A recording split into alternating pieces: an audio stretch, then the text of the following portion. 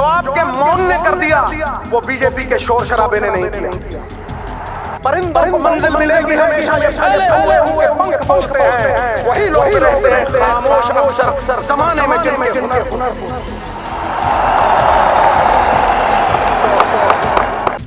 शब्दों को मोतियों में पिरोकर और तारीफों में कसीदे पढ़ना कोई नवजोत सिंह सिद्धू से सीखे।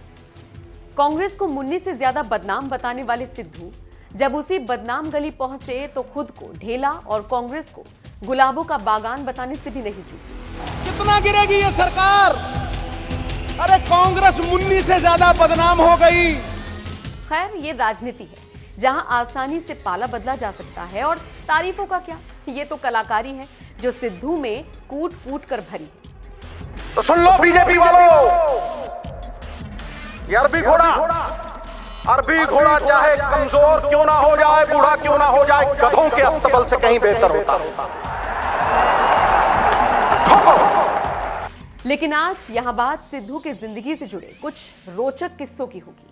बात होगी क्रिकेट के पिच से लेकर राजनीतिक मैदान तक की। नाम एक, शख्स एक, लेकिन किरदार अलग अलग। और सबसे रोचक बात यह कि नवजोत सिंह सिद्धू खुद को कहीं फिट नहीं कर पाए। अच्छा चलता हूं कहकर चलते बने। जब हमने नवजोत सिंह सिद्धू की जिंदगी के कुछ पन्नों को पढ़ना शुरू किया तो पाया कि वो कहीं भी ज्यादा दिन तक नहीं टिक पाए। अस्थिरता उनके जीवन में बराबर बनी रही। अब देखिए, सिद्धू को क्रिकेट की दुनिया में एक दिग्गज खिलाड़ी के तौर पर देखा जाता था, लेकिन वहां भी डगमगाते हुए वो नजर आए। अपने क्रिकेट करियर को लेकर सिद्धू ने कई इंटरव्यूज दिए। इसी एक इंटरव्यू में सिद्धू ने कहा था, क्रिकेट के दिनों में भी जब जब मेरे सामने स्पिन गेंदबाजी हुई, मैंने गेंद को सीमा रेखा से बाहर भेजे बिना नहीं छोड़ा।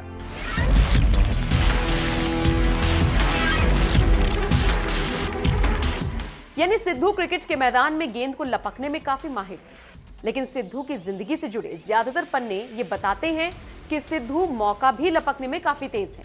मौका मिला नहीं कि अपने पुरानों से नाता तोड़ दिया और नए किरदार में ढल गए। बात अभी क्रिकेट की खत्म नहीं हुई है।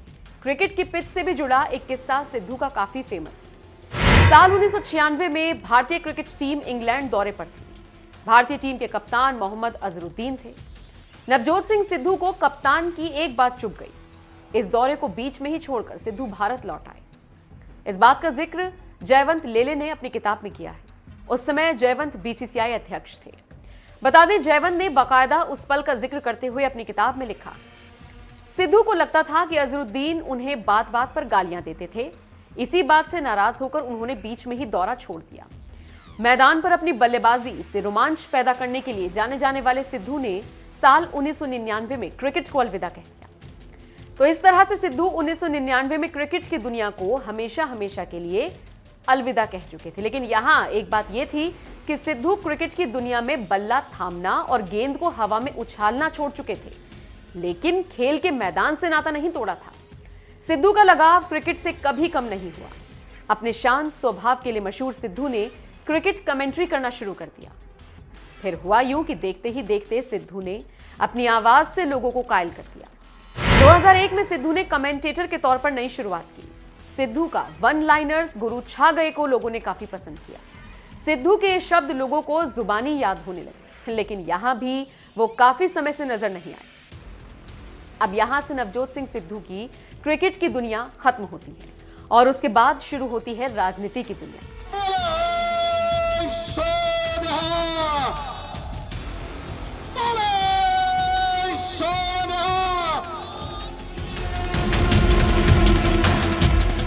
सिद्धू ने अपना पहला कदम भले ही क्रिकेट की दुनिया में रखा हो, लेकिन वो एक कांग्रेसी नेता के बेटे हैं।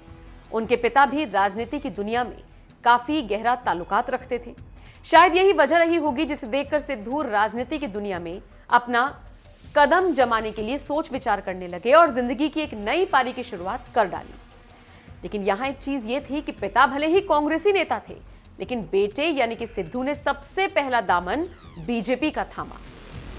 है समय बड़ा तूफान प्रबल, पर्वत भी झुक जाया करते हैं। अक्सर दुनिया के लोग समय में चक्कर खाया करते हैं, पर कुछ नरेंद्र मोदी जैसे भी होते हैं जो इतिहास बनाया करते हैं, जो इतिहास बनाया करते हैं। 2004 में बीजेपी का दामन थामकर सियासी पारी की शुरुआत की। लोकसभा चुनावों में सिद्धू को लगातार जीत मिलती चली गई। सिद्धू ने जीत के साथ राजनीति की पिच पर खुद को साबित किया। 2014 में सिद्धू ने अपनी लोकसभा सीट छोड़ दी थी। ये सीट सिद्धू ने अरुण जेटली के लिए छोड़ी थी। ये सीट छोड़ना उनके लिए सही साबित हुआ। उस सीट पर जेटली कैप्टन अमरिंदर सिंह से चुनाव हार गए।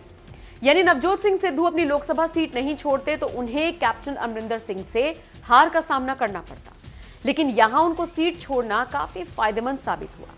साल 2014 का सफर खत्म होने के बाद सिद्धू के जीवन में साल 2016 का सफर शुरू हो गया। साल 2016 नवजोत सिंह सिद्धू के लिए खास था। साल 2016 में बीजेपी ने राज्यसभा का सांसद उनको बना दिया। यहां भी सिद्धू ज्यादा दिन नहीं टिक पाए। 3 महीने पद पर रहने के बाद इसे भी छोड़ दिया। इसके बाद सिद्धू ने बीजेपी से इस्तीफा दे दिया। खैर, सिद्धू के जीवन में इस्तीफे की लंबी चौड़ी कतार लगी हुई है। लोगों का अपने करियर से गहरा संबंध होता है, लेकिन सिद्धू का इस्तीफे से गहरा लगाव है। ऐसा लगता है हर वक्त सिद्धू अपने साथ एक इस्तीफे की कॉपी लेकर चलते हैं, बस हस्ताक्षर और तारीख डालने की जरूरत रहती है। हाँ, तो अब देखिए, सिद्धू ने बीजेपी का दामन साल 2016 में छोड़ दिया। सिद्धू ने जैसे ही बीजेपी से नाता तोड़ा, वैसे ही राजनीतिक गलियारों में अटकलों का बाजार गर्म होना शुरू हो गया। लोग कयास लगाने लगे कि हो सकता है सिद्धू आम आदमी पार्टी ज्वाइन कर सकते हैं।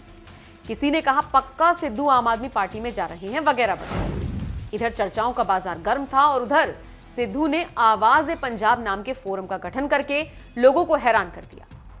सिद्धू के इस फोरम में पूर्व हॉकी खिलाड़ियों को जगह मिली। बैंस, बंधु और प्रगट सिंह फोरम में शामिल हो गए, लेकिन यहां भी सिद्धू टिक नहीं पाए। इस मोर्चे के जन्म के साथ ही इसका साथ भी छोड़ दिया। फिर साल 2017 में कांग्रेस का हाथ थाम लिया। वही कांग्रेस जिसे सिद्धू ने मुन्नी से ज्यादा बदनाम बताया था। कांग्रेस में शामिल होते ही सिद्धू ने आप को घेरना शुरू कर दिया। आम आदमी पार्टी के लिए खूब शब्द बाण चलाए।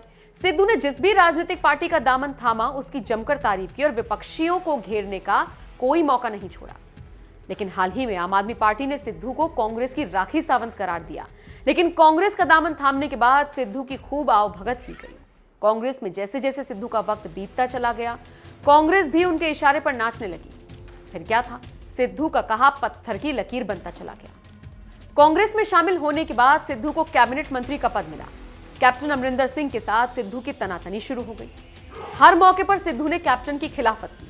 सिद्धू हमेशा अमरिंदर के बराबर बताने की कोशिश करते रहे। साल 2019 में कैप्टन ने सिद्धू का विभाग बदल डाला। सिद्धू को ऊर्जा मंत्रालय का पदभार सौंप दिया गया। कैप्टन के इस फैसले से सिद्धू खासा नाराज हुए। कैबिनेट के इस पद को भी तुरंत छोड़ दिया। 2021 के जुलाई महीने में उन्हें पंजाब कांग्रेस का अध्यक्ष बनाया गया।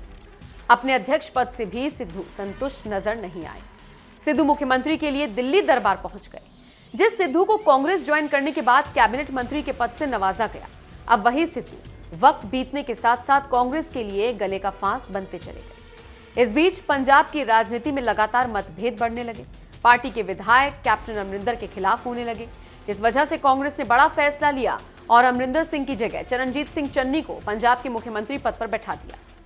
कांग्रेस आलाकमान के इस फैसले से सिद्धू गदगद हो गए और इसे सिद्धू की एक बड़ी जीत के तौर पर देखा गया। लेकिन चेहरे पर मुस्कान लिए सिद्धू के दिल में अब भी एक तूफान दस्तक दे रहा था। इस तूफान का अंदाजा सिद्धू को छोड़कर किसी को नहीं था। इतना कुछ होने के बाद भी सिद्धू ने एक बार फिर अपने इस्तीफे से हर किसी को हैरान कर दिया। अब सिद्धू ने पंजाब कांग्रेस के अध्यक्ष पद को भी छोड़ दिया है। हालांकि इसके साथ सिद्धू ने कहा है कि वो पार्टी की सेवा करना नहीं छोड़ेंगे। खैर, सिद्धू का क्रिकेट और राजनीति के अलावा अन्य कई मंचों को भी छोड़ने का सिलसिला जारी रहा है, जिसमें the great Indian laughter challenge, Punjabi Chak De और कॉमेडी नाइट्स विद कपिल शामिल हैं। बहरहाल, सिद्धू के इस इस्तीफे वाली लाइफ पर आपकी क्या राय है, कमेंट करके जरूर बताइएगा। कितना गिरेगी ये सरकार? अरे कांग्रेस मुन्नी से ज्यादा बदनाम हो गई। ठोको ठोको। सयानों का कहा और आंवलों का खाया देर में पता लगता है। मुझे 10 साल बाद पता लगा सर। लेकिन आप कहेंगे देर आए दुरुस्त आए, तो आपके लिए कुछ अर्ज कर रहा हूं। आपके मौन के लिए कुछ अर्ज कर रहा हूं।